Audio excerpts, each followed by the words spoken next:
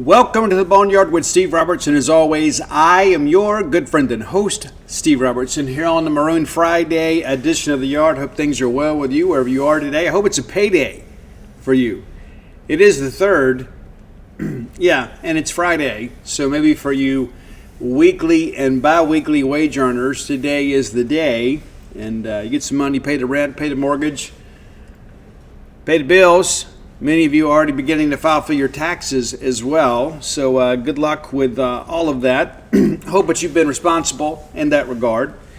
A lot to talk about today. Got a great top 10 list for you. We're going to look at the bowl season, kind of how things stand right now for the Southeastern Conference. Not much football left, as you guys are well aware. But how have we done as a league? I joked earlier today over on the genespage.com message boards that the SEC had won a national championship since State's bowl streak ended. Yeah, the SEC needs us. Yeah, they need us to be good in order for the league to be good. I digress, but nevertheless, we're going to do some hot takes again, too, as we kind of project what 2025 could look like for Mississippi State. As you guys are well aware, we're going to have preseason baseball practice starting, I think it's the 24th. It's 3 weeks before the beginning of the season, so I think it's 24th.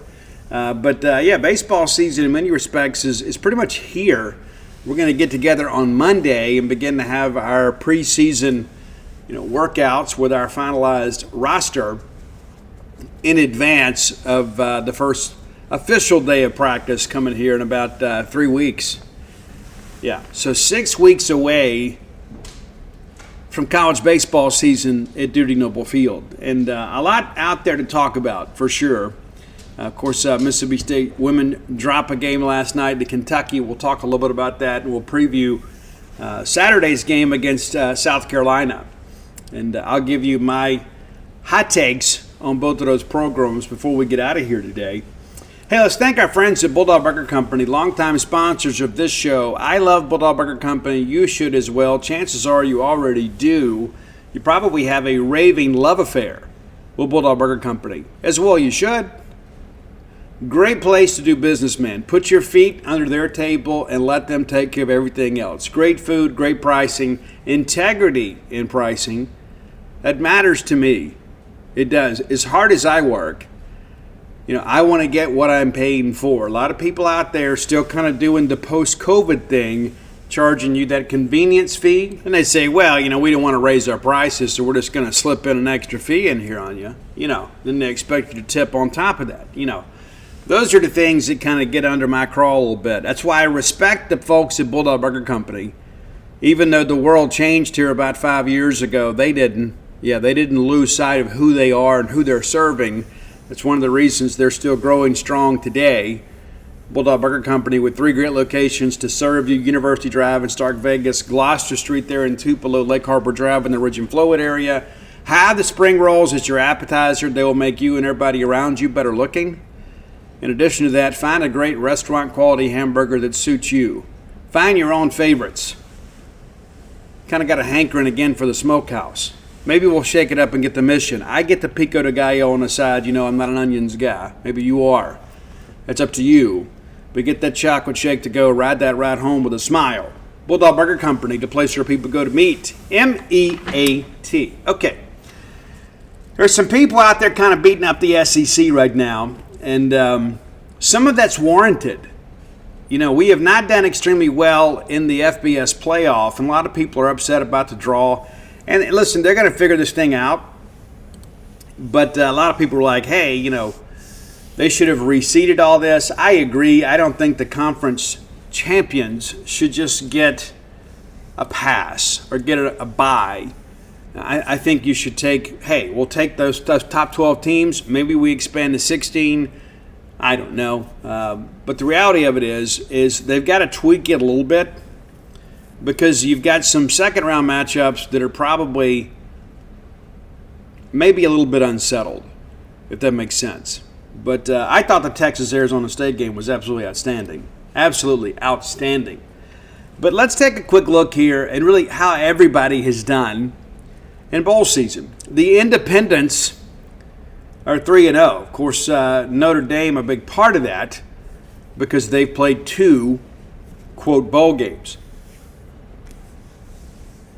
UConn wins over North Carolina of the ACC that is really struggling this year. UConn 27-14 winners over the Tar Heels, and then Notre Dame beats Indiana, first-round playoff game, and then beat Georgia yesterday. And I kind of maybe deluded myself to thinking, hey, you know what, Georgia, even with Gunnar Stockton at quarterback, should probably win this game. And I remember thinking, you know, when we left Athens, Georgia, those of us that actually went and covered the game, I began to think, I don't know if this Georgia team is capable of winning a national championship. You know, you like the running game, you like the defense. Wasn't so sure about Carson Beck and that offense. I just didn't think, hey, you know what, I don't know if they can really press you down the field the way they normally have. And now Carson Beck gets injured, doesn't get to play in the playoff, and now expected to go pro. But Notre Dame wins the game, and honestly, I think after watching that yesterday, Notre Dame was the better team. True story. So 3-0 for the Independents, even though technically Notre Dame's kind of considered a Big Ten school. All right, the Pac-12 or the Pac-2, as we call them these days, that conference is expanding. Officially, just one bowl appearance, and Washington State got absolutely skull-drugged by Syracuse. Again, ACC not doing very well, but that's a win for them. Speaking of the Atlantic Coast Conference, and we talk about separation in college football. We've had all this discussion about the SEC and the Big Ten, kind of getting together and talking about, some scheduling models that make sense for the two of them. The ACC just kind of seems to be a conference that's just kind of there. You know what I'm saying? I mean, and we talk about how great Power 4 is, but isn't it really a Power 2 right now? I mean, the Big 12 has got some good teams, but I don't know how many elite teams they have now that Texas and Oklahoma have left, even though Oklahoma didn't do well this year. But the ACC now 2-10 in the bowl season, 2-10, and it's not like they played head-to-head with a bunch of world beaters. Pretty crazy. They're 2 wins. Of course, Syracuse beats Washington State to death. Louisville slips by Washington 35-34. That's their 2 wins. And you look at the playoffs, SMU and Clemson. And that's one of the reasons that people want this thing reseeded. Neither of those teams were great playoff teams, and the results showed that. Penn State 38-10 winners over SMU, and Texas, of course, 38-24 winners over Clemson. But honestly, if you watch that game, did it ever look like Texas was in trouble? I don't think so. And I think this conference realignment has really hurt the ACC. I think NIL and revenue sharing will continue to hurt the ACC. I think that's one of the things you got to consider too. And you begin to think about, again, this whole Big Ten SEC prospective partnership could really elevate everybody involved in that because of the revenue that it's available, which of course is passed along to the student athletes nowadays too. And so if you can make more money and play in more important ball games in the Big Ten or the SEC, I think you're going to do that rather than go to the ACC. Just my feeling. Maybe you see it differently. All right, the Mountain West is 1-4. Ashton Jeanty, the number 2 Heisman vote getter. A lot of people are really, really critical of that. They feel like he should have won the Heisman. I think you could make a case either way. I voted Travis Hunter number 1, Jeanty number 2, Dylan Sampson from Tennessee number 3. Call me an SEC homer. I just felt like the SEC leading rusher deserved to get some accolades. I was probably one of only a handful of people that voted for him, but I did. And some would say, Steve, you should have voted for Cam Ward. Well, maybe so. Well, maybe one day you'll have a Heisman vote and you can do that. The one win for the Mountain West came from UNLV and Barry Odom. He was a finalist for the Mississippi State job. Leaves there. Now Dan Mullen's there. Congratulations to Dan, everybody involved there. But the Running Rebels beat Cal 24-13. In the playoffs, of course, Boise State 31-14, and it just really felt like Jeanty in some respects kind of got exposed there. But the Big Ten, is still a rock'em sock'em league, right? I mean, they still will beat you up at the line of scrimmage, and you got to think a program like Boise just not going to have the depth in the trenches to compete with an upper-level Big Ten team, and it really showed on that day. Conference USA, our friends there, 1-3 in bowl season. The win, Sam Houston State takes down Georgia Southern 31-26. Yeah. That's it. That's all you can feel good about, if you're Conference USA. And those are the things you think about, too. With so many of those teams bolting for the Sun Belt, what's the quality of that league moving forward? Revenue sharing is going to be a big issue for them, too. All right, we mentioned the Big 12, still considered part of the Power 4. And it's so interesting, too, to see how that league has changed. Now you've got some Pac-12 teams that have joined. The Pac-12 team is just, the Pac-2 or whatever they're going to call it these days. It's just not the same. Arizona State, we went out to Tempe, Arizona. We felt like those guys were a good team. We didn't think they were a great team. Turns out they were a great team. And Kenny Dillingham did a great job without any question. Easily the coach of the year in the Big 12. And Kansas State, one of the 4 bowl winners, 44-41 winners over Rutgers. The New Mexico Bowl, TCU, takes care of the Raging Cajuns from Louisiana 34-3. In the Pop-Tarts Bowl, that was a very entertaining game for those of you that watched it. Iowa State, 42-41 winners over Miami. And there are a lot of people at Miami that are like, early in the year, like, hey, this is going to be our year. We beat Florida. We kind of run through this thing. We got a great chance in the ACC to do some major things. Didn't work out for them. Iowa State, remember when Matt Campbell was like the talk of college football? It was like he's stuck there now. I wonder what the rub is there. But you win the Pop-Tarts Bowl, maybe one of the more entertaining games of bowl season. The Alamo Bowl, 36-14, as you had 2 conference opponents play. Interesting, right? But, yeah. And you look at this whole Colorado thing, too. A lot of people and that's, again, it's the whole waiting for the hero to fall, right? There are so many people out there that just have a negative opinion of Deion Sanders, and he's earned some of that. But when you look at kind of what they've done, in this year, now granted, a lot of talent leaving that team. You got to wonder what Deion's going to do, long term there. But we went out and hired 2 coaches off his staff, and maybe that's a harbinger of things to come for the Buffaloes. But 36-14 win. You watch that game too. It just felt like BYU was in a different league. It's just even they're from the same conference. That's just how it felt. In the college football playoff, of course, Texas 39-31 winners over Arizona State.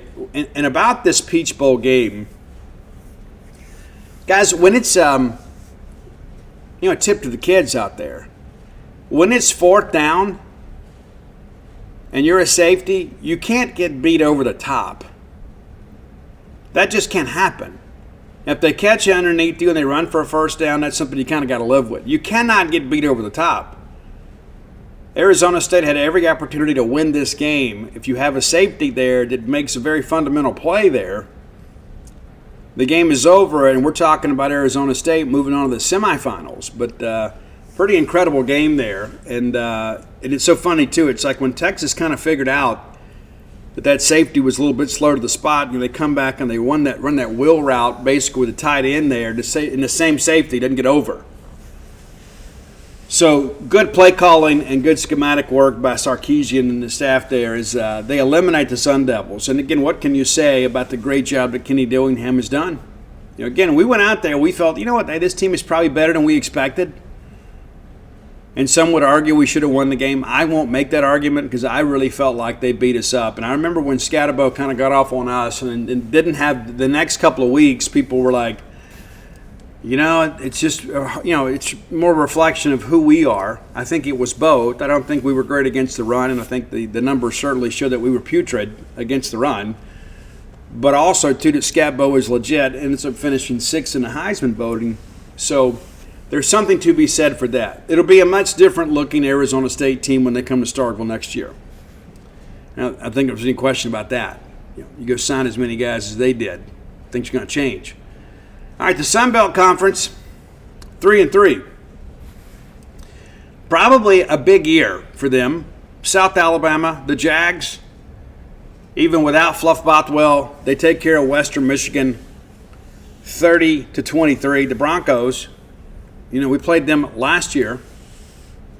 They're kind of a solid MAC team, but they weren't great last year. If you remember, we ended up losing Woody Marks and Will Rogers in that game. James Madison takes care of Western Kentucky 27-17. It's interesting to watch JMU. Even with a coaching change there, the Duke's still doing some good things there. They are.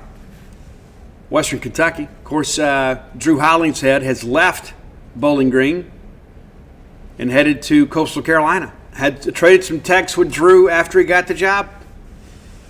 Congratulate him on the move. Drew's a great guy, and eager to see what he does, with the rest of his career.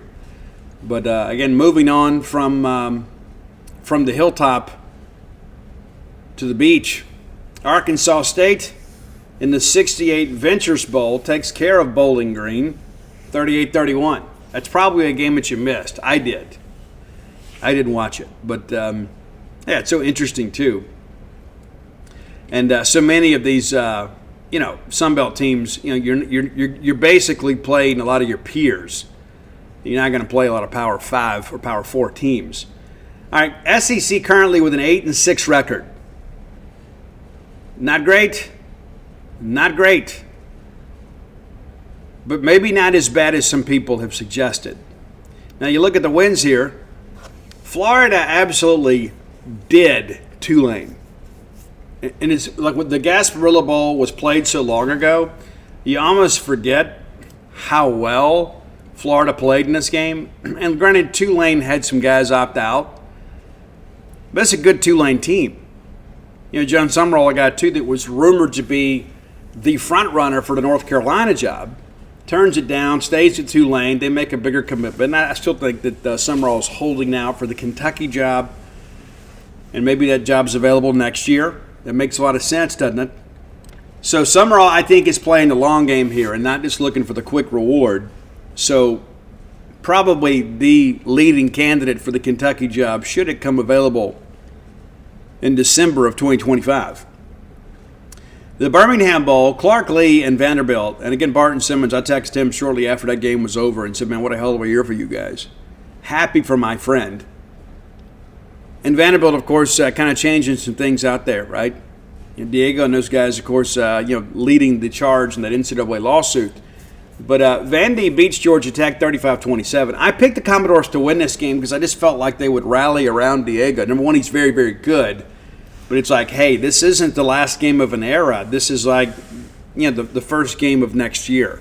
And Georgia Tech, a great job by Coach Key and those guys this year, too. Remember, early in the year, they were just beating people up. We just didn't realize how bad the ACC was.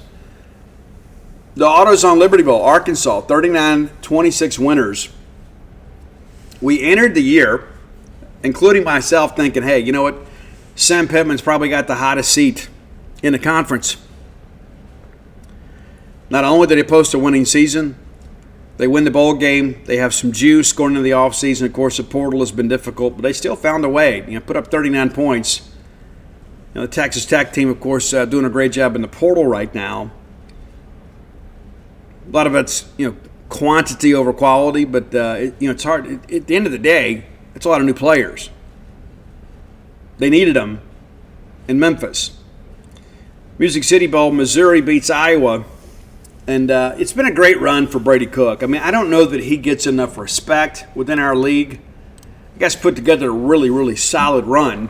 I think Eli Drinkwitz has his guy.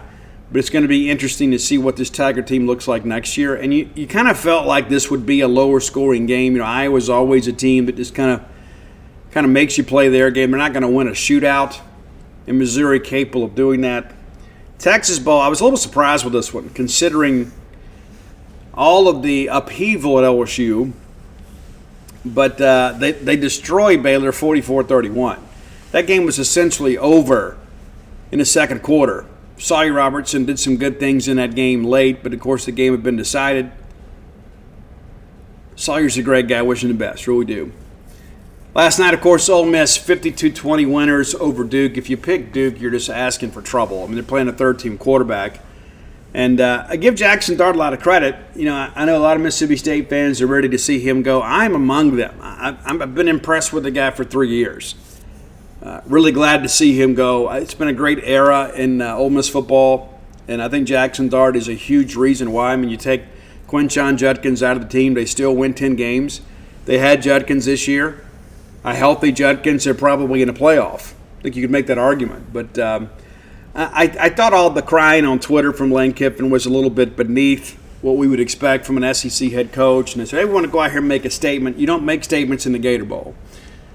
It's not how it works. You know, nothing against the Gator Bowl. We've had some good experiences out there, but nobody's paying attention. And it's pretty clear that the Ole Miss fans paid attention from home last night. If you watched that game on TV, it was like, as one of the guys in my group text said, it was like, a basketball game in a Mississippi Coliseum. You know, there wasn't many people there. But hey, give Ole Miss credit. They took care of business, back-to-back, 10 or more wins seasons for Lane Kiffin. Historic for them in many respects. All right, looking at the playoffs for the SEC. Of course, Texas takes care of Clemson. Ohio State drilled Tennessee, and I felt like Ohio State had the athletes in the secondary to match up with Tennessee, even at full strength. And then you have 6 receivers from Tennessee go in the portal. Yeah, it's a tough thing. It truly is. I don't care how well you recruit. When you're in the playoff playing against an elite team like Ohio State, you need to have your first team offense out there. Tennessee didn't. And Ohio State did pretty much whatever they wanted to do in this game.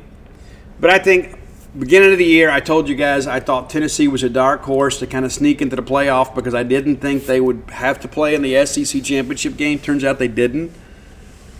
But they went as far as I think they could go.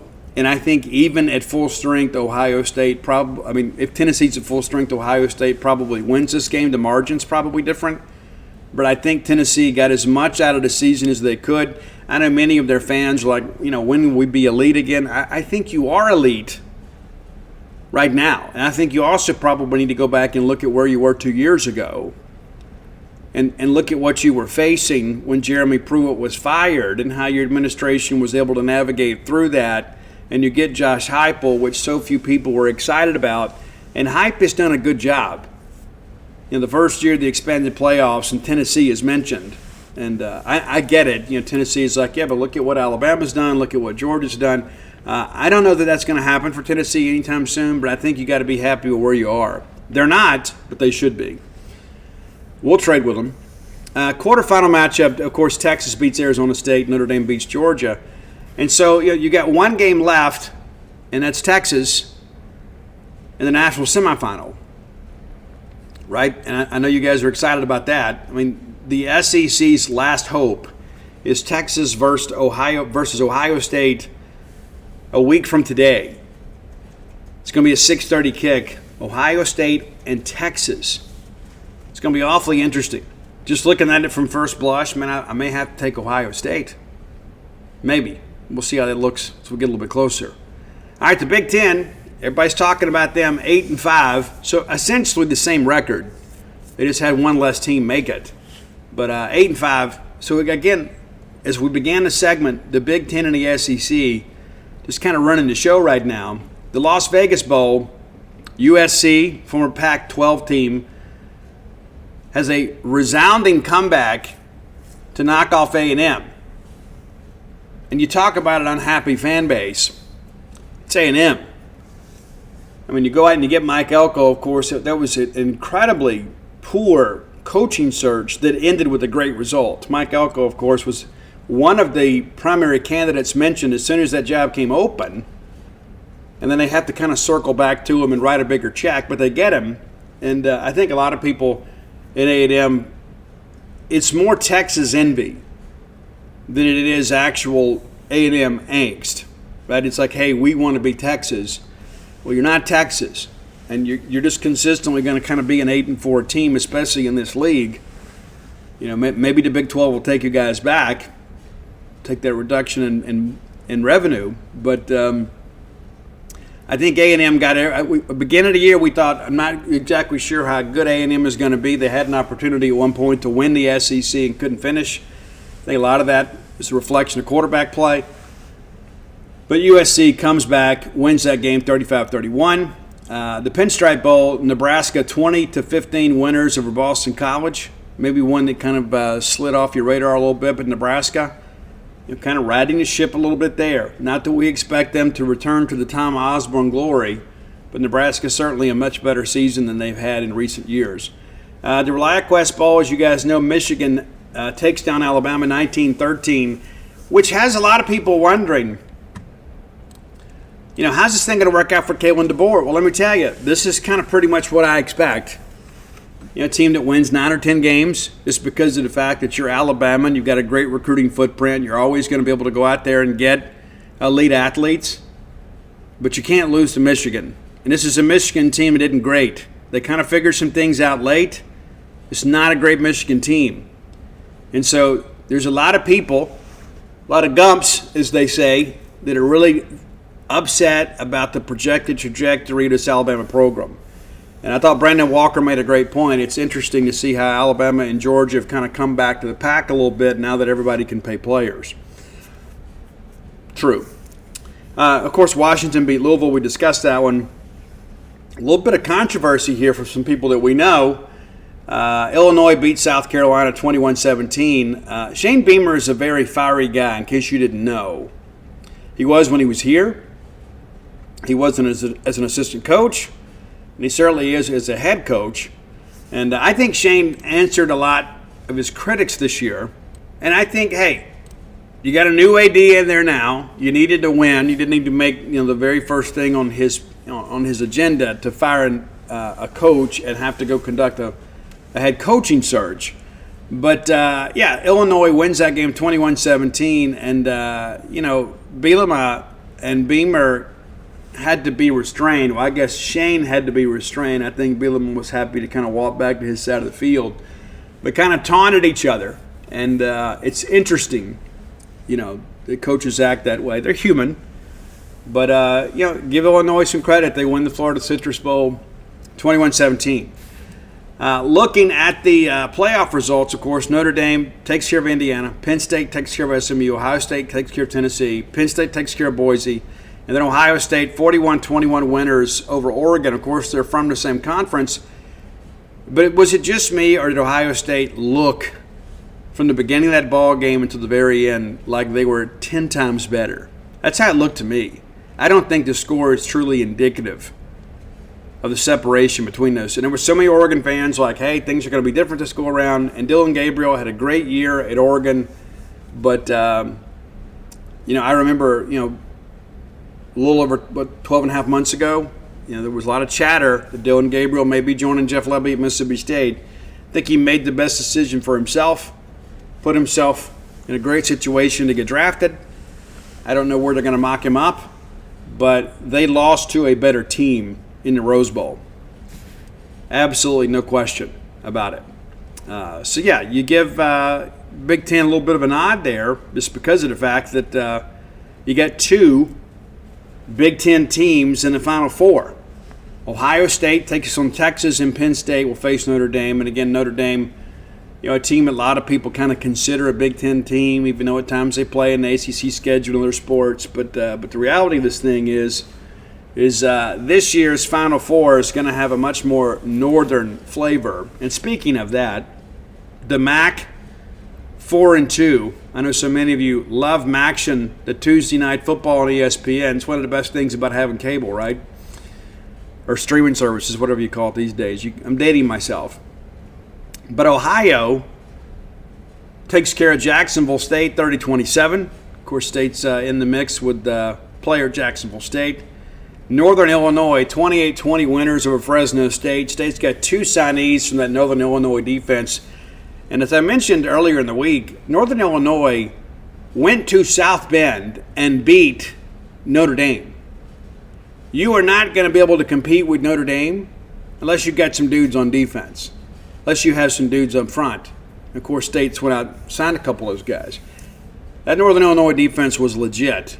As Fresno State, the Bulldogs found out in the Potato Bowl, the Huskies 28-20 winners over the Bulldogs. The Game Above Sports Bowl, many of you watched that. Toledo and Pittsburgh in a wild one. And Toledo wins 48-46. And again, I saw some people like, well, I feel better about our loss because they won their bowl game. I don't. I don't care if Toledo goes undefeated, wins the MAC, and wins their bowl game. We should never lose to them. And listen, give Tucker Gleason and those guys a lot of credit for playing well. And they came to Starkville and they did us in. And that's more an indictment on us than it is on them. It is what it is. We put it in the rearview mirror. In the Arizona Bowl, Miami of Ohio, team that we played in recent years, they knocked down Colorado State 43-17. Yeah, so good bowl season for the MAC, 4-2. I'm sure at the beginning of the year, if you had told them, hey, you guys are going to go 4-2, they'd be like, hey, we take it.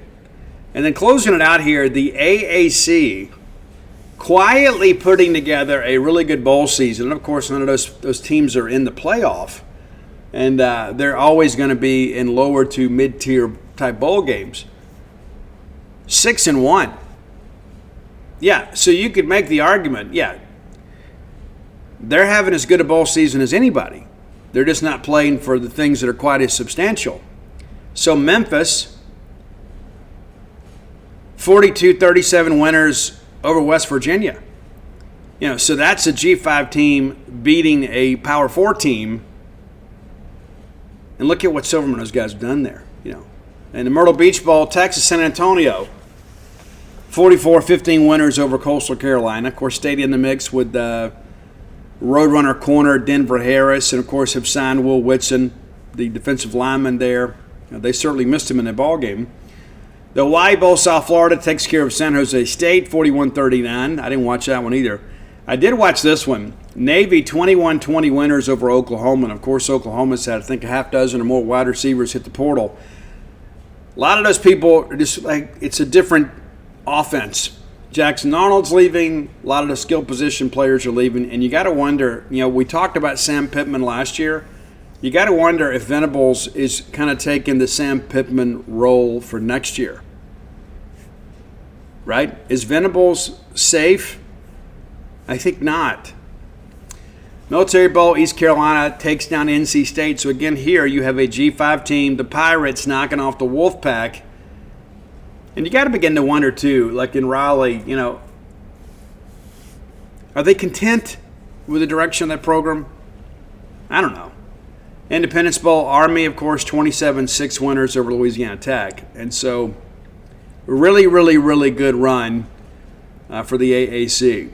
So that's your bowl recap. And, of course, there's not much left for us to play. It'll be an interesting week this week. And it's good for us, too, because we get into SEC play. And men's and women's basketball, and so that's something, you start looking at that. Meaningful games on the court. But real quickly here, let's take a look back, kind of where things are within our conference.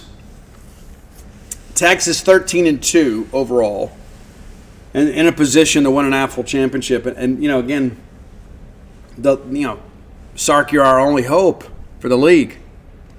From a financial standpoint, Mississippi State, we'd like Texas to make the national championship game. We don't really care who would win at that point, but we'd love for them to make it because it get a little more of a payout. But yeah, everybody else is done playing football. It's basketball season everywhere else in the conference. Georgia finishes the year 11-3. Tennessee 10-3. And again, I think if you're Tennessee, considering where you've been and what the expectations were, nobody projected Tennessee to win the SEC this year except for a few people, in Knoxville. I think you got to be happy with where you are. I know you're not, but you should be. Not to mention you finished ahead of Alabama. They finished 9-4. Beginning of the year, I think we predicted them to be a 10-2 team. They ended up 9-3 and then lose the bowl game. It's going to be an interesting offseason in Tuscaloosa. LSU 9-4, and you begin to wonder too with Brian Kelly, are they going to be able to get it done? Now, they finished the year on a 3-game winning streak, but they really weren't a factor in the month of November. They get the big win over Arkansas at the time, and it seemed like a really big deal. And it's like, hey, LSU has a chance to control their own destiny. It didn't work out. Ole Miss. You start running the numbers here, and he's like, hey, Ole Miss had a great year. They went 10-3. They did. And, finished behind LSU because they lose to LSU. But, 10-win seasons are kind of a rarity for Mississippi schools. And so are they at the end of a talent cycle? I think so, but I don't think Lane Kiffin's going anywhere. Missouri 10-3, and that's the thing you look at, too, is like Missouri and Ole Miss basically end on equal footing. And Missouri actually wins their last 3 ball games. Ole Miss wins their last 2. They beat us and, of course, win their ball game last night.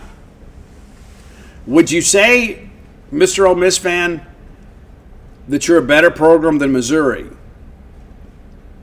Based on the expectations for this team this year, if you found out that you ended up tied with Missouri, would you consider it a sure success?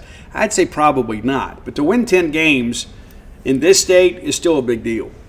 South Carolina, of course, I thought that Shane Beamer, again, kind of quieted his critics a little bit. 9-4 on the year. And, in that second tier discussion about that final playoff spot, I didn't think South Carolina had much of an argument. But the fact that South Carolina was even in the paper as a potential playoff team late in the year, I think gives Shane plenty of ammunition as they kind of move forward.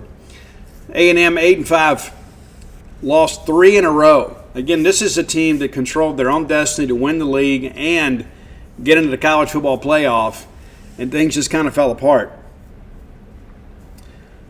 8-5. So an 8-4 regular season, which is typically what A&M does in good years, outside of the 2020 year, that's just kind of who they are. Florida, they were thrilled to go 7-5 and then win their bowl game. They've won 4 in a row. Florida playing some meaningful football down the stretch too. Arkansas, we talked about that beginning of the year. I didn't know if 6 was going to be enough. It turns out 7 was, and Sam gets the automatic contract extension. Vanderbilt 7-6.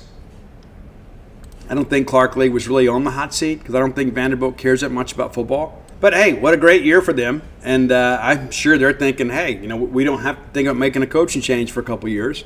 And certainly you don't want to have to fire an alum. And then from here, this is where we start thinking about next year. We start thinking about the hot seat. Everybody above that everybody we discussed is I think is good. Because I think Florida, with DJ Lagway and the way that they can recruit, I think they're probably going to be okay next year. Are they going to contend for the playoffs? I don't think so. But again, at this point, it's difficult to really project that kind of stuff. If we don't know what everybody's roster is going to look like, we're still kind of sorting through the portal stuff. But I think Hugh Freeze goes into next year on the hot seat. I don't think there's any question. And I'm sure that you all agree. 5-7 is the record, and everybody in the league, with rare exception, wanted Hugh Freeze to come coach their team. Every time somebody had an opening, that was the talk, right? That was it. You got to get Freeze back, and it's not been good. It hasn't been. And, of course, they had a great recruiting class this year, and they're knee-deep in the portal as well. And so we'll kind of see, what happens here. It's interesting, too, State brought in Sam Houston, edge Chris Murray earlier, and then State basically moved on, didn't push for a commitment. He's going to visit Auburn this week. That'll be interesting. I don't think he's big enough in this league. That's just my opinion. Former TCU signee. But, again, kind of looking at this Auburn scenario, I think my friend John Cohen maybe has an interesting decision to make. And for those of you that know John well, you understand John is a guy that is a critical thinker, but he also is a guy, too, that kind of always feels like, hey, the ball coaches will figure it out. And Hugh Freeze obviously has won a lot of big games here. in his career. But when you start thinking about, what are these people willing to accept? What are they looking? They're not going to be happy. Are they thrilled about? Hey, Alabama didn't have a great year this year, and maybe they're coming back to the pack, and maybe you've got an opportunity next year to win the Iron Bowl. That's not going to be enough, though. Not going to be enough. And so I think that's the thing when you look at the Hugh Freeze era. In 2 years at Auburn, he's 11-14.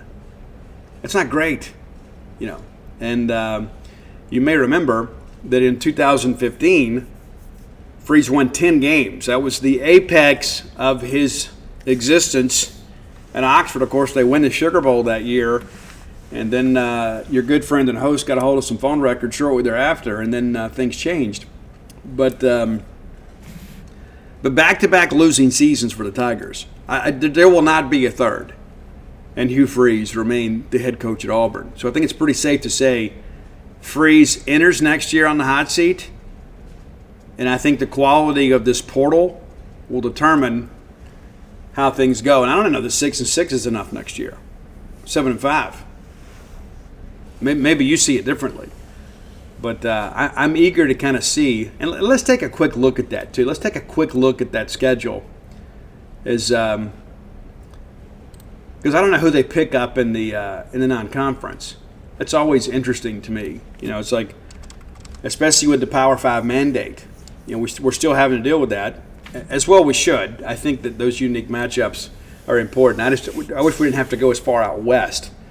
I'm glad we don't have to do that for a while. But Auburn opens up next year at Baylor. That could be spicy. You got to go to Waco in week 1, against a bowl team. Got some interesting pieces back. Sully Robertson. All right, you're at home against Ball State. That should be a dub. And then you're home against South Alabama. That should be a dub. And, yeah, I know they won a bowl game this year, but come on, Then you got to go to Norman, Oklahoma. Could be interesting. Then you got to go to A&M. Interesting. And then you got Georgia. That's an interesting stretch that may define the Auburn season. You open up SEC play with a road trip to Oklahoma, and then back-to-back trips. And there's no open date there, right? The open date comes after that road trip to A&M, and then you get Georgia. And Georgia's going to be Georgia. And the Georgia-Auburn series is great. And then you got Missouri coming in. You got to travel to Arkansas, which is even in an average year, it's tough to go to Fayetteville and play. Then Auburn gets Kentucky. Should be okay. Then you're at Vanderbilt. And is that a sure thing these days? No. Then you get Mercer and then the Iron Bowl. I mean, this is not a schedule you look at and say, hey, this is a peach of a schedule that will enable us to kind of stack wins. I think you could look up at the middle of the season, and they're 3-3. Honest to goodness, and maybe 2-4 at the halfway point. Because again, that trip to Baylor is not going to be a gimme. I think you give them Ball State and you give them South Alabama, but you got to go to Norman. And again, I don't know what that team's going to look like next year. But I think they're going to probably be on par with Auburn or close to it. And that'll be the return of Jackson Arnold, too. Could be an emotional game. But it's interesting to think about that aspect of it. And again, let's speak of Oklahoma. And let's take a quick look at those guys. And again, there were so many people that wanted Venables. I mean, for years and years and years, he was kind of like the Jimbo Fisher thing. Who's going to get Brent Venables? Who's going to get him? Who's going to get him? Well, Oklahoma gets him. And, hey, good on him, right, for kind of holding out there. They ended up making the bowl game this year, but wasn't a great year by any standards. Of course, you get the big win over Alabama that I think he was coming back anyway, but at least it gave your administration a chance to breathe a little bit. They didn't have to start going out there soliciting donations to write big checks. I think that's an important aspect of all of this stuff. But look at 2025 for them. You open up at Illinois State, and then you host Michigan. You host Michigan. And again, I don't know what shape the Wolverines are going to be in, but they didn't do themselves any favors with that. Of course, Michigan just beat Alabama. Oklahoma fans said, well, so did we. But the reality of it is that's not a walk in the park. And you got to go to Temple. You ought to win that game. Of course, we mentioned the Auburn game. Then Kent State. All right, so again, I think you look up here. And, 5 games in, you're probably, 3-2, maybe 4-1 if you could beat Auburn. All right, then you're losing to Texas. Then you got to go to South Carolina. Williams-Brice, a tough place to play. You host Ole Miss. Who knows what that Ole Miss team's going to look like? You got to go to Tennessee. That's probably a loss. Got to go to Tuscaloosa. That's probably a loss. You host Missouri. You host LSU. I think if you're Brent Venables, next year you're just kind of looking at more of the same. You look at the Kentucky team. This Kentucky team, I think Mark Stoops is clearly on the hot seat next year because there's so many people up there that don't want him there. He signed an MOU to go to A&M.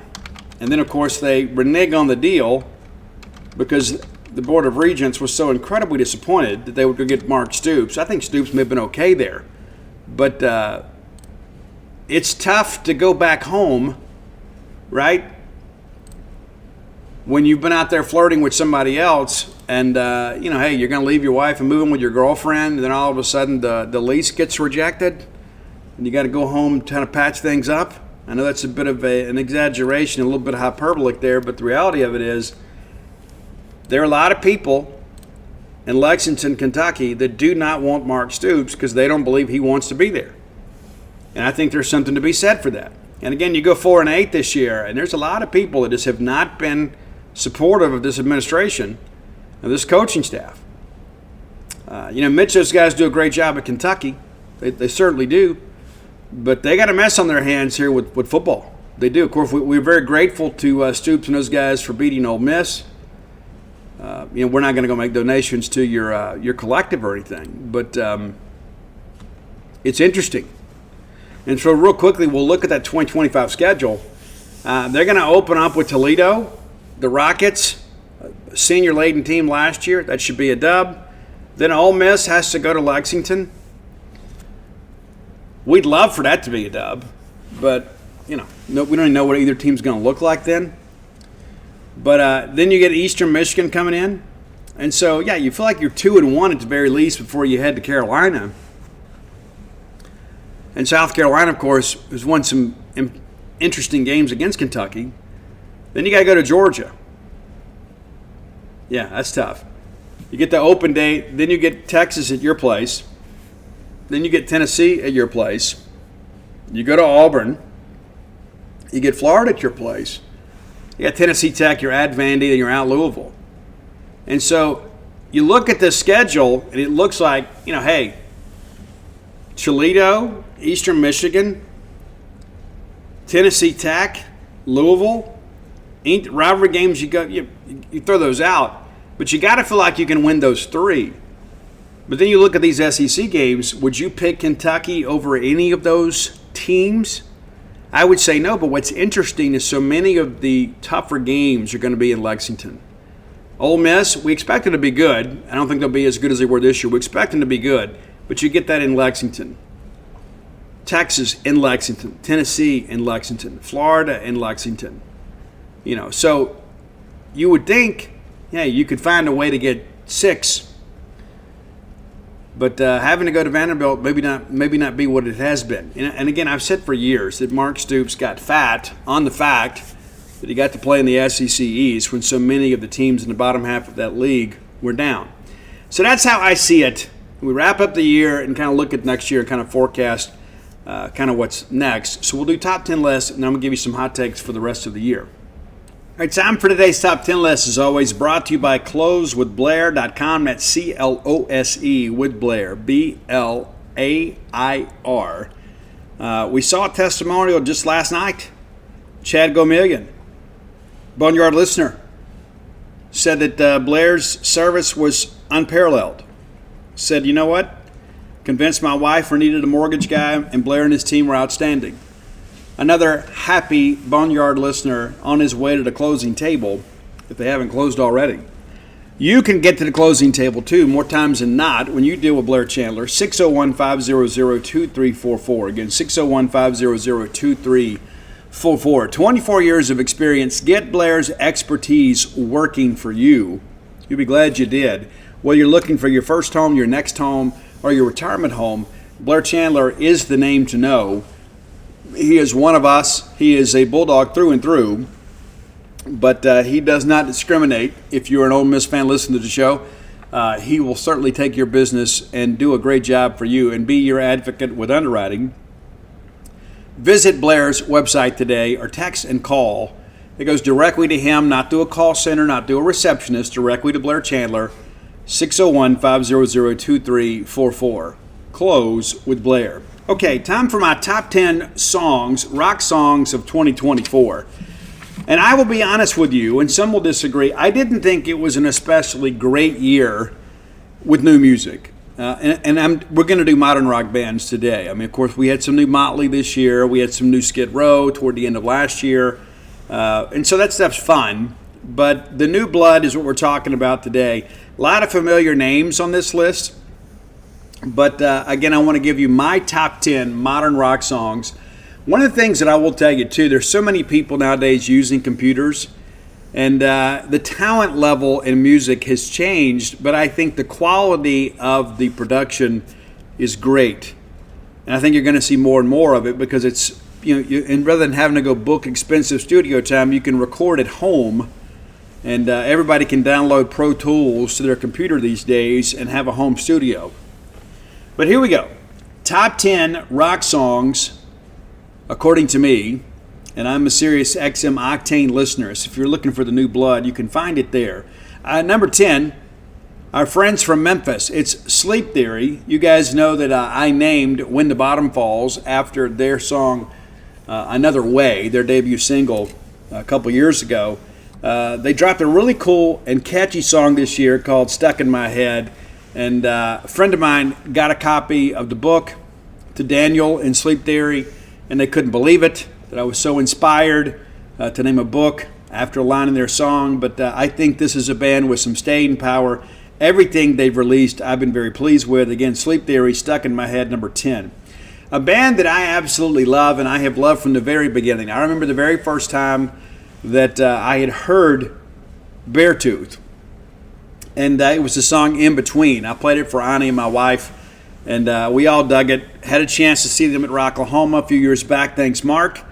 And I love this track, and I love what it means. The lyrical content is incredible.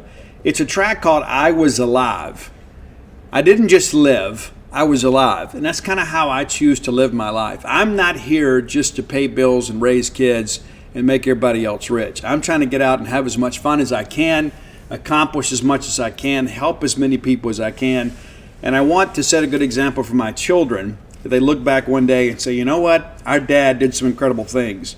That song is in that same vein. Number 8, a band that's not from Memphis, but they reference Memphis, and I love this band. I do. If you're looking for a new modern rock band that's got some real talent, let me encourage you to check out Memphis May Fire. Great track from them this year called Chaotic. I love it. Again, it's kind of got that industrial process sound, but they're a band that's very, very consistent. All right, number 7, one of the big bands from across the pond, it's Bring Me the Horizon. And they are releasing so much new material. Like every time you turn around, they're releasing a new single, and then eventually they'll get 6 or 7, and they'll make it an album, and they'll drop like 4 or 5 more additional tracks. But Bring Me the Horizon, we're going to go with the top 10 statues that cried blood. That's the name of the title of the single. But again, it's basically, it's about a relationship. I think you'll dig it. Now, a band that has really created some buzz this year, and this is a song that I think Sirius XM Octane's Big Enduring Countdown had a little bit higher than I did. But it's a song called Magnetic from Wage War. And again, it's about a relationship too. It's like you and I will always be magnetic. And you've got those people in your life, right, that sometimes you just can't let go of, even though you probably should. And that's what that track's about. So it could be a positive and a negative. And we all have those toxic relationships. And you always kind of convince yourself you see the best in those people. And like, well, maybe they've changed, and maybe they'll stop this negative behavior. More times than not, they don't. Leopards rarely ever change their spots. And I know it's so interesting, as people say, well, I've learned my lesson, and apparently they haven't, because they got to go out and do more research. But that's kind of what that track is about. Magnetic from Wage War. Number 5, a band that I have been so incredibly happy to see so many of you embrace. I've had a chance to meet Lizzie Hale. Super, super cool, incredibly talented. And they just keep finding new material. That's one of the things about bands that have staying power, is they continue to write great songs. So many people have a great debut album and then kind of have a sophomore slump, and next thing you know, they go from playing arenas and they're back in the clubs and eventually get dropped from the record deal. But Hailstorm has proven to be a band over the last decade or so that has been a headliner in many respects. And I still believe Lizzie Hale is the best rock female vocalist of this generation. A great track that they actually collaborated with the band I Prevail, who we love. Can You See Me in the Dark? Love that track. I think you'll dig it too if you don't already. Now, most of the final 4 I think you know.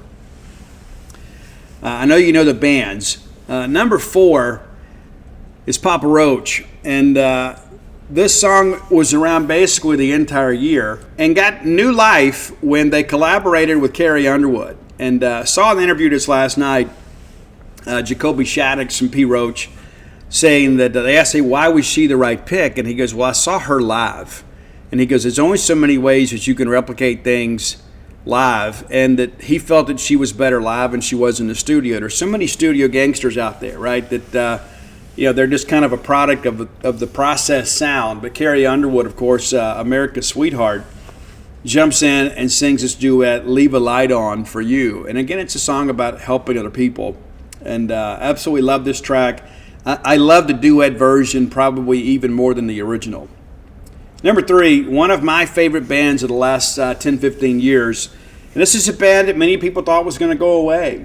And they made some lineup changes, and people are like, there's no way they're going to be able to recapture the magic of the earlier catalog. I think they're better today than they ever have been. It's From Ashes to News, Barely Breathing. And when that song first dropped, we did a top 10 list of them. I think we revised it, and I told you guys I thought it was the best new track from them over the last couple of albums. And absolutely love that track. Again, Barely Breathing, From Ashes to New, my number 3 song of the year. Now, there's going to be some controversy, I think, with the top 2. Even though people will probably agree these maybe were the top 2 songs of the year, you may disagree with the order. Now, I have been a Nothing More fan since the beginning. When I first discovered those guys, of course, they're based out of Baton Rouge and San Antonio, and they get together, and Johnny, of course, an incredible singer, an incredible songwriter. And when this new album dropped, I loved it. We even did a top 10 of the album where I ranked the top 10 songs on the album. And the one to me that has stuck with me, even though I love House on Sand, I absolutely love it. And I love all the little interludes on the album. There's so much about that is so great. But if it doesn't hurt, it doesn't mean a thing. If it doesn't hurt, it didn't mean anything. And again, that's so much about relationships and about loss and things like that. And it's the old adage, I'd rather to have lost and loved than never have loved at all. But the reality of that is that there's so many things in life that are going to come and go that are temporary in our lives. And there are some people that are tourists in our lives. And then, I've had some people too in my life that I wish would have stayed around longer. And I'm sure there's some people that feel that way about me. And there's some others out there that I was ready to go. And I'm sure there are people that feel that way about me. But if it didn't hurt and it didn't mean anything, and I think there is some lyrical content in that is very relatable to everybody. But number 1 for me, and this was kind of an easy one for me, and many of you may disagree, and it's okay, but it's the return of Linkin Park, and it's the Emptiness Machine. I could have gone Heavy as the Crown. I love that track too. But there was something about that moment when I listened to the Emptiness Machine from the first time, and I said, you know what, I'm so glad Linkin Park is back.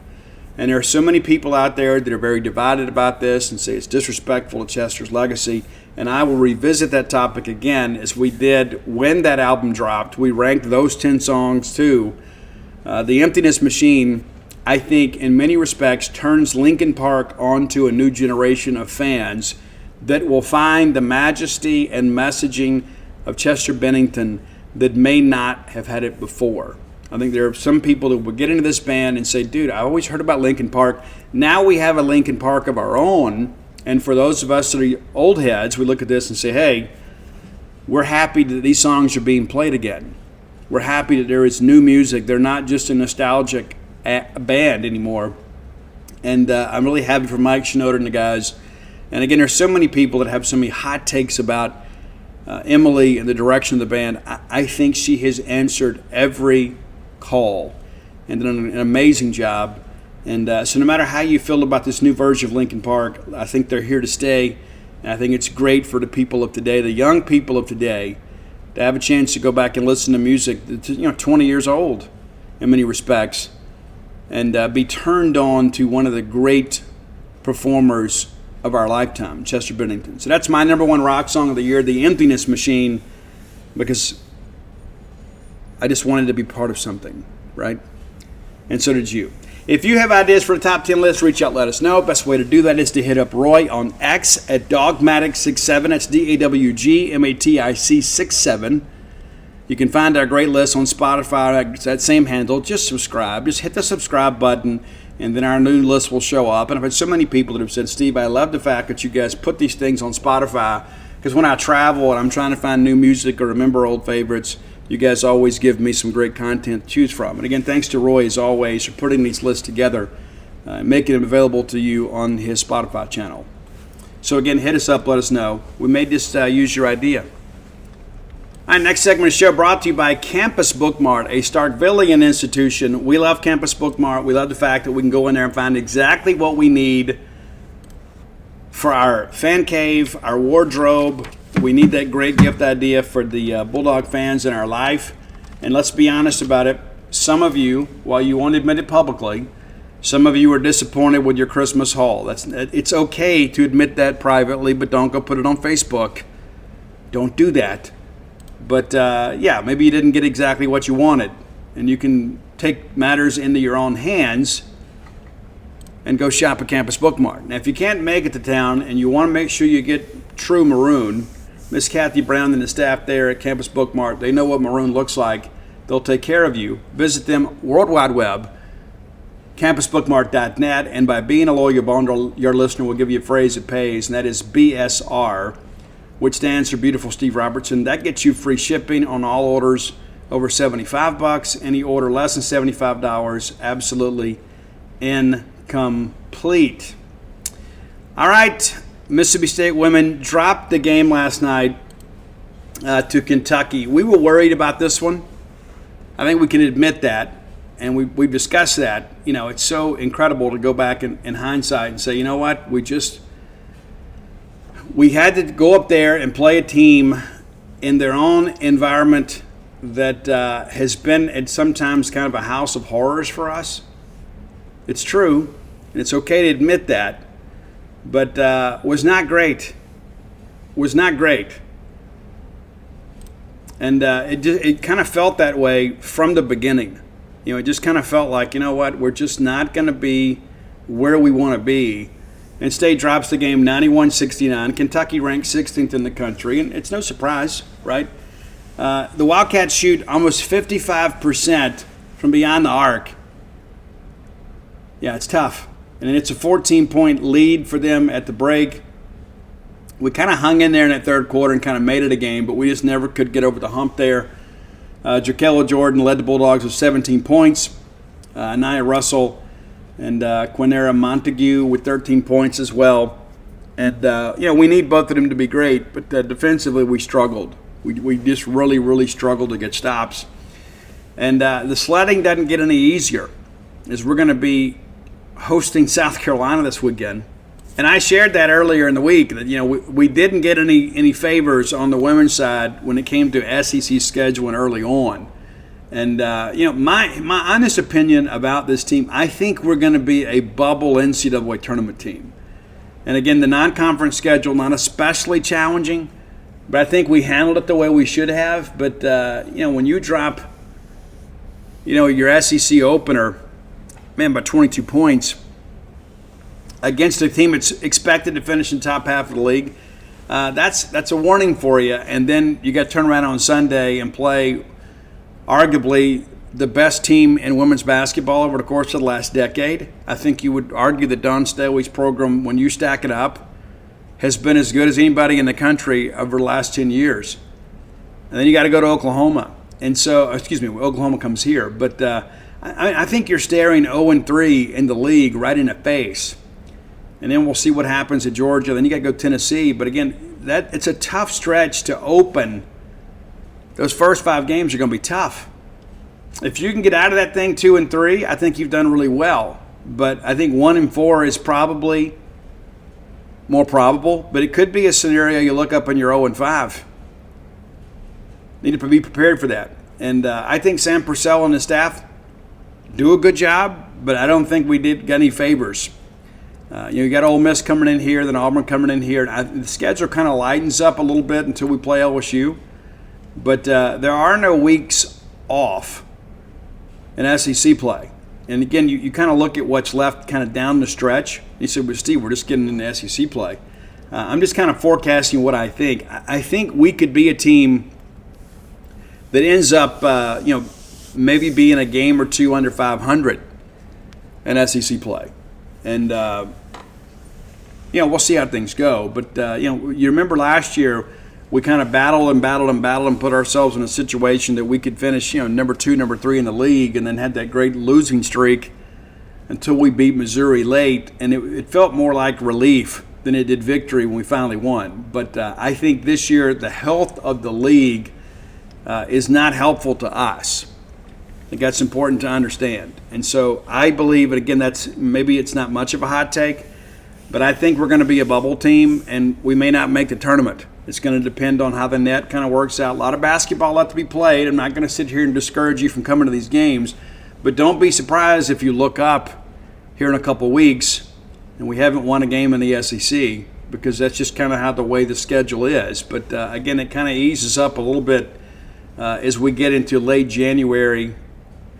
And we got to make hay there. We've got to find a way to we need to beat Ole Miss at our place and Auburn, and then go to Missouri, and that's easier said than done at times. But we've got to find a way to get that taken care of. Those are 3 wins that we need, and that's you got to start counting wins. You start looking at the schedule, you start thinking about what is to come and how there's so many ranked teams within our league, and we'll all beat each other up a little bit. That's one of the most important things for us. We got to keep Jerkayla Jordan healthy because she can be a difference maker for us, because she can create her own shots. All right, let's look ahead to the Mississippi State men's basketball game. I know many of you are excited about that. We really need to get out and support this team. And I say that because I think there's so many people that do a great job with that. And we have some fence-sitting fans, and I'm not being judgmental. I mean, you guys kind of see it for yourself. There's a lot of times that we just kind of wait for the big ball game. Well, we've already won one of those. That was that road game at Memphis. And again, I think that was maybe an eye-opening game for so many people. And then you turn around and you kind of play down to the competition against Bethune-Cookman. But again, I think the layoff probably hurt us. We didn't play a game for 9 days. And, you took care of business. Maybe you didn't play as well as you should have, but you took care of business. And then South Carolina, of course, comes in here. We have played some really good games against South Carolina in recent years. I kind of see them in many respects, on our level. I think they're a team that we kind of see as a contemporary. And you got to beat your contemporaries if you want to get ahead in this league. I mean, that's just kind of the reality of life. But this South Carolina team, 10-3 overall, but they have won 7 in a row. Let's kind of take a quick look here. They blow through the exhibition here, but they open up at home and they lose to North Florida, 74-71. I don't know if you're big Osprey fans, but big wins for them in Colonial Life Arena. And so you want to talk about taking the air out of the balloon? There you go. You get South Carolina State. That's an opponent in common. They beat them 86-64. They get Towson State 80-54. They go to Indiana. They get beat by 16. And this is a good Indiana team. Not great, but a good one. But you're never going to look at losing at Indiana and say, well, that's a game you expected to win. It's just not the reality of life. They get Mercer by a dozen. You probably would like a bigger margin there. And then they go and take on Xavier on a neutral. In the Fort Myers tip-off game, they lose by 9 to Xavier. And they bounce back to beat Virginia Tech 70-60. And you'll notice a lot of these games, like against teams that should have comparable talent, are very competitive. Boils down to coaching. They go to Boston College and win that game 73-51 in the SEC ACC Challenge. And again, you go into a Power 5 opponent and you beat them in their gym, it's always going to be a significant deal, especially when you win by 20 plus. Then, of course, they kind of get hot here, right? You beat Boston College, you beat East Carolina, you beat USC Upstate. You expect to win those games. And then you get Clemson, who was ranked 25 at the time. You get them in overtime at your place, 91-88. That is a confidence-building win in every aspect because, number one, it's your rival, but also, two, it's a ranked team. You get Radford at your place. It's another blowout. Presbyterian comes in. You get them by 10. So now you get in the arena in the Humphrey Coliseum and you play Mississippi State, who is the second highest team they played this year. So it's been a non-conference schedule that has had some moments. Xavier obviously a very solid mid-major program, and again they were ranked, but you start running through this. I mean they've already played. I guess Mississippi State will be the 4th ranked team they played. And so we'll take it out. We'll check it out and see what happens. But that's going to be a 1 p.m. tip on Saturday, and we certainly hope that you'll turn out and come support the Bulldogs because get up, come spend some time up here, do some shopping, and eat some local cuisine, and then go to the ball game, and then you can get home at a decent hour. Some important pro football games going on this weekend too, but kind of looking at South Carolina here, it's always interesting to me to kind of see how things break down, for them. They have been a second half team. Now, they've outscored their opponents in the first half, but the difference is about 100. It's a 90-point differential in the second half over the first half. Now, their opponents have also been better in the second half, but they're outpacing them throughout the year. So that's something to kind of monitor. We've been a really good second half team too. A lot of times you look up and say, okay, we're up 5 or 6 at the break. We'll find a way to lock things down once Coach Jans and the crew make some adjustments, and we have. Colin Murray Bowles kind of is the straw that stirs the drink up there. This is a guy that does a little bit of everything, for them. Leads them in shot attempts and shots made, averaging 16.6 points a game. Jamari Thomas has been very good for them as well. They've had four guys that have started all 13 games. Jacoby Wright has started 12 of 13. But Thomas, 12.6, and it feels like Nick Pringle has been there forever and a day. 10.6 points per game for him. And there's kind of a appreciable drop-off once you get through Wright and Zachary Davis, who is a guy that's played in all 13 games and did pick up the 1 start when Wright did not start. But from a three-point shooting percentage, right at 35%, and it's pretty spread throughout the team. So it's a product of the offensive system. It's not just one guy that has been especially skilled at knocking this thing down. Jamari Thomas, 21 of 54 for right at 39%. Jacoby Wright, 18 of 47 at 38%. Morris Ugasuk, 43% for him. Miles Stute, 20 of 59 at 35% for him. So we're going to have to get out and defend the perimeter. And, of course, that's going to mean that, we're going to have to be good rebounders too. You got to get out there and force those contested shots, and hopefully you get misses and you're able to get defensive rebounds. Keyshawn Murphy's got to be big for us in this ball game. But we're playing this game at home, and I think that is rather significant too, and that's where you guys come in. This is a South Carolina team that has only played 4 games away from Colonial Life Arena, and they are 2-2 in those games, and 1-1 in actual road games. Of course, the lost to Indiana. Again, not going to beat anybody up for that, but this is a team that probably feels pretty good about itself, but a team that I think we're capable of beating. I expect State to win this ball game, and State certainly needs to win this ball game. They're a team defensively that maybe hadn't been as good as they have been historically, but 64 steals a game. Opponents have had 96, and so you can turn these guys over, and that's almost it's about 30% differential. Blocks are even this year, and but they're going to come out shooting it, from the locker room. 290 3-point attempts this year. Opponents have shot 232, but they have been decent perimeter defense. Opponents just shooting 31%, but you also think about that too. Some of that is the quality of competition. Averaging 75.5 points a game, allowing 65. So a 10-point differential in scoring margin. And again, that's what we went through. And so many of these games are competitive. That's just kind of the reality of life. And even some of the non-con games they played that they should have blown out, they kind of allowed people to hang around. So you could be the difference in this ball game, and we certainly hope that you'll come out and support the Bulldogs every chance you get, no matter the sport.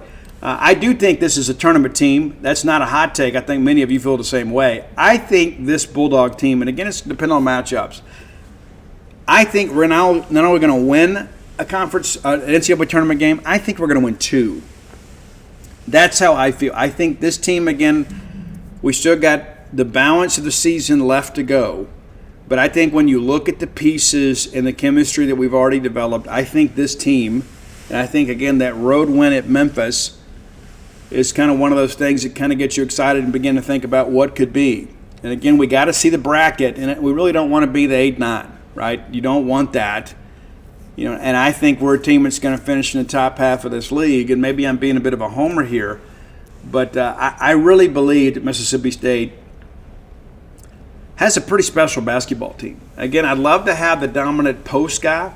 We don't. But I think Chris Jans, of course, is skilled enough to kind of use the personnel that he has to scheme everybody up.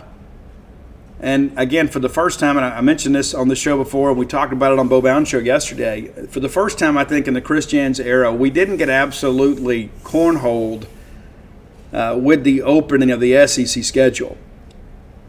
You get South Carolina, and then you go to Vanderbilt. Those are 2 winnable games.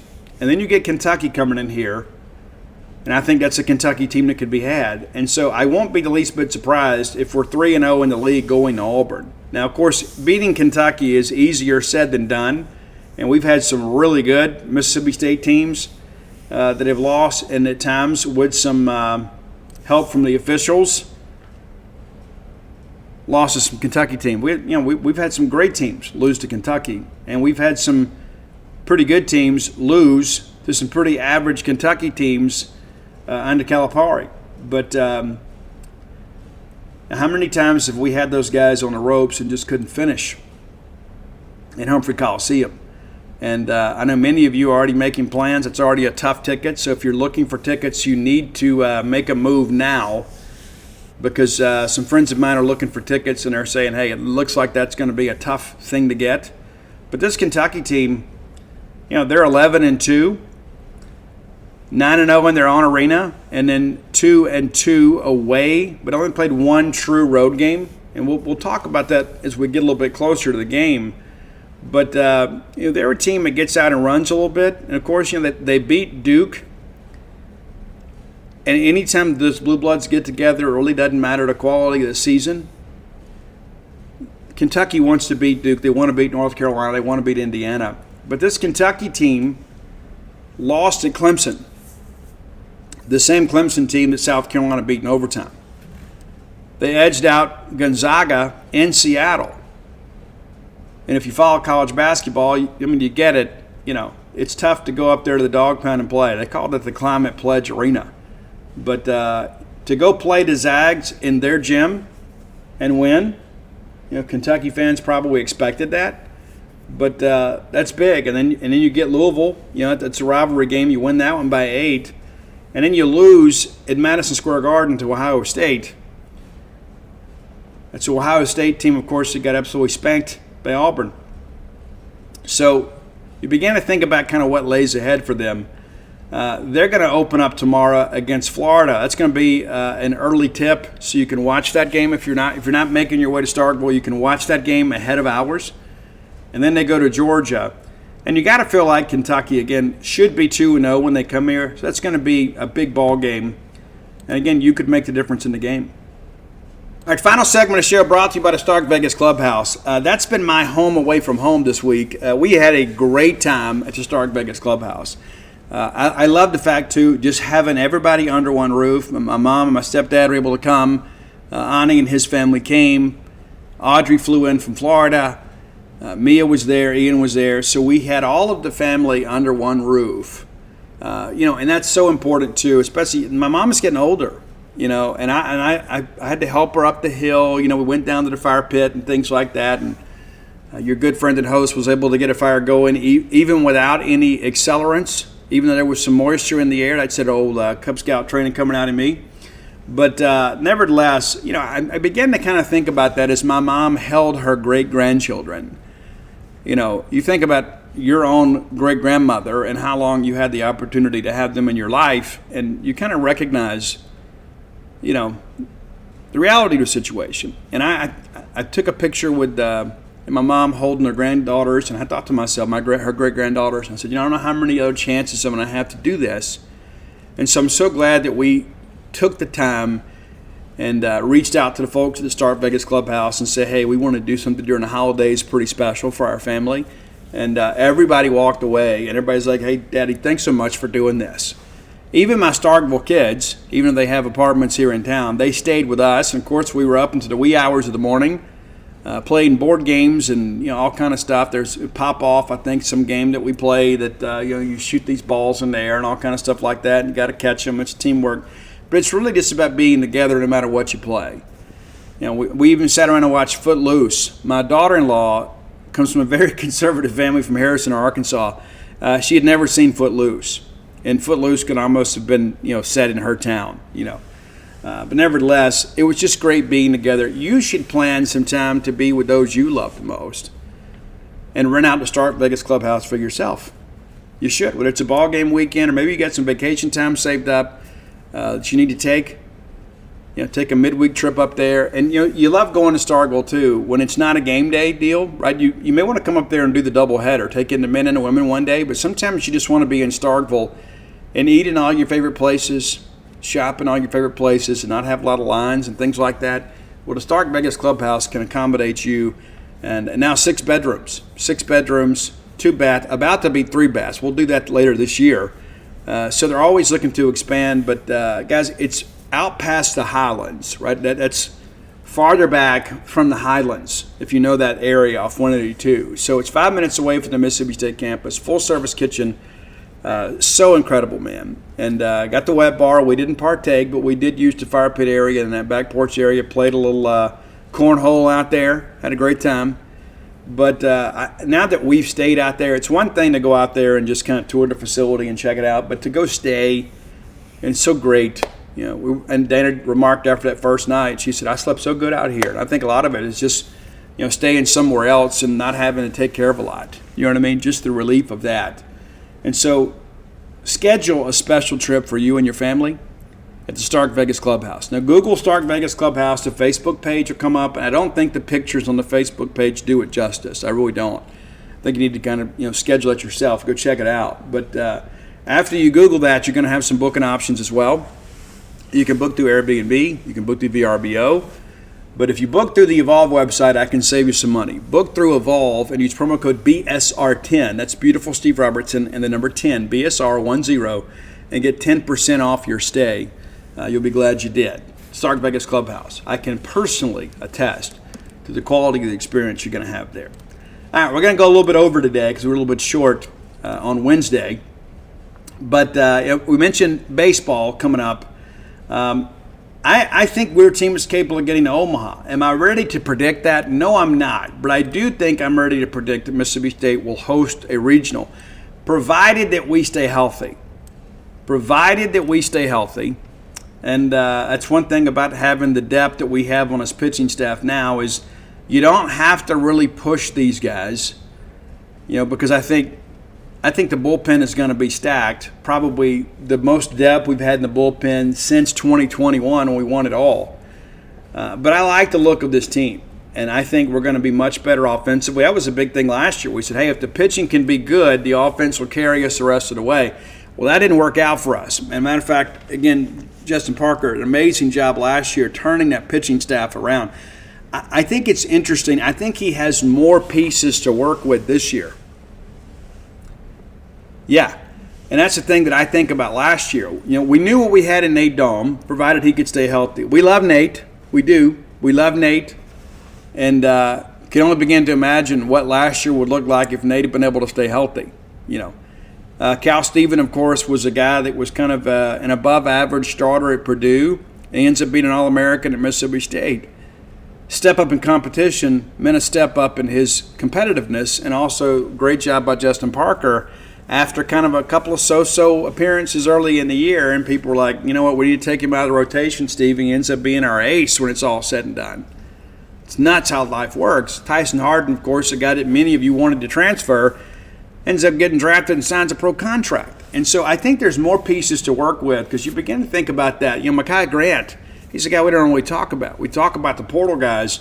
You don't think about Mekhi Grant coming back. Dane Burns, that's a guy that's going to be a dude too. So there's some depth there. And as I mentioned Lamonis, a few weeks ago, I was like, Chris, if nothing else, I think you've got enough pitching now that you can just kind of have a regular Tuesday guy instead of this Johnny Holstaff thing. And, there's going to be times that you're going to have to do that to get guys some work.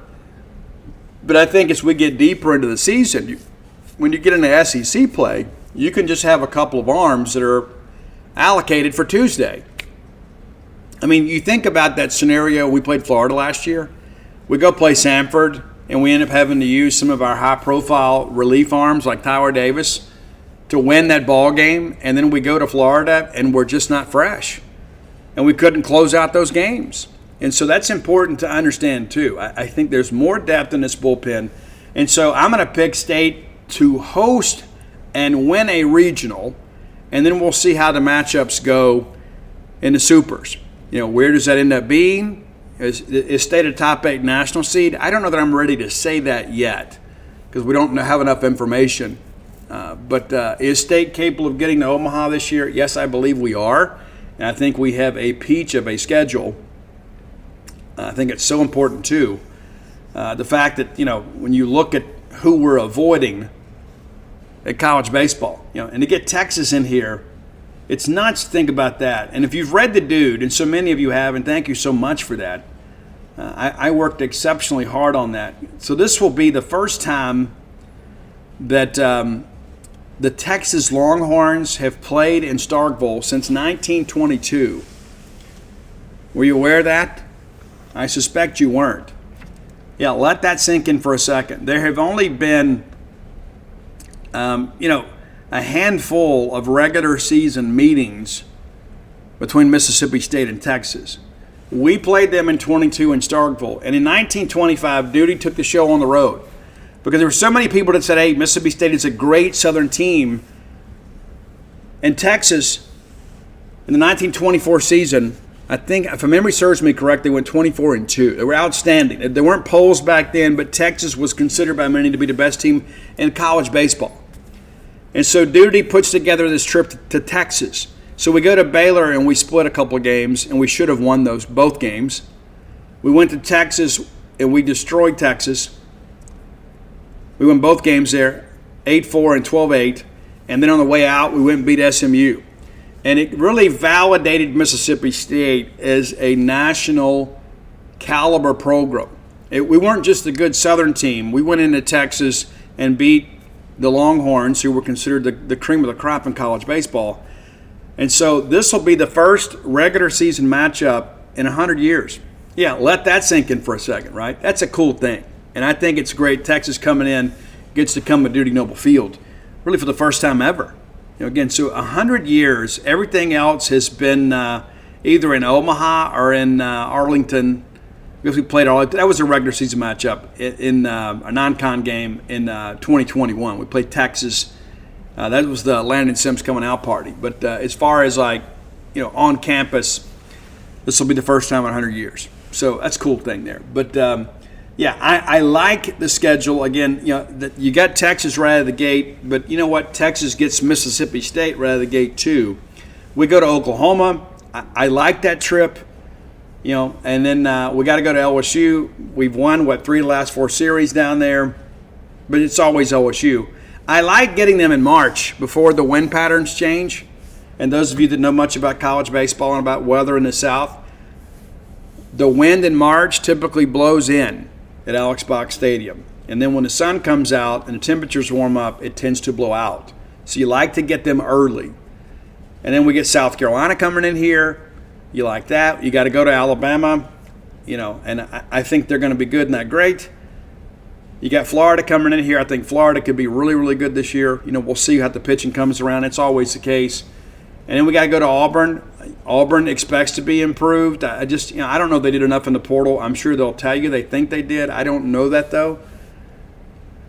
Kentucky comes in here. They lost an awful lot last year, but Minge is always a guy that's going to grind it out and put things together. Ole Miss comes to Starkville, and then we got to go to Missouri, and the wind always tends to blow out in late May in Mizzou. But I'm going to call Mississippi State. We're going to pick them to host a regional and win a regional and get to a super and have an opportunity to get to Omaha this year. On the softball side of things, I don't know a lot about what we got coming back. But I do think we'll certainly be back in the postseason again. But I can't speak intelligently about, what the rest of the league has. I do think Nick Zimmerman's going to do a great job at Mississippi State. It'll be interesting to see, with what we have coming back and what the rest of the league looks like. But I think it's pretty safe to say that we should be back in the postseason again. Do we compete for an SEC championship? I don't know that I'd go that far. We weren't projecting that last year. But I think getting Zimmy back is huge for Mississippi State. We talked a little bit about, the football, some of the teams, that were kind of around us in the standings when it was all said and done. Here's what I expect from Mississippi State football. I think we're going to go down there and beat Southern Miss pretty well. Now, I know that it's going to be like a Super Bowl for them. Charles Huff, of course, former Bulldog assistant. And what a great get for Southern Miss to get Charles Huff, right? And I don't know about how things worked with him and Marshall when it's all said and done. I guess it kind of depends on who you want to believe. But I expect to go down there and win. I know there'll be some moving pieces and some adjustments we have to make. I just don't think they're going to be able to match up with us athletically. And I really hope that you guys are able to get tickets without much trouble. You probably need to put that on your calendar and start planning ahead. So August 30th will be at Southern Miss. I can expect to win that game. Arizona State, I don't even know what they're going to look like next year. Right? I mean, Levitt is back at quarterback, and he got much better as the year went on. Got a lot more comfortable throwing the football. He kind of ran against us. We knew that he was going to be a little bit challenged with the forward pass early in the year. He was. But Scatterbo and some of those guys are kind of moving on. I don't know what to say, but it's a toss-up game. It's a toss-up game at home, and we should be much better against the run. But Kenny Dillingham did a great job this year. And so I can't call that one yet, but by the time it gets here, I think we'll all have talked ourselves into thinking we should win that game.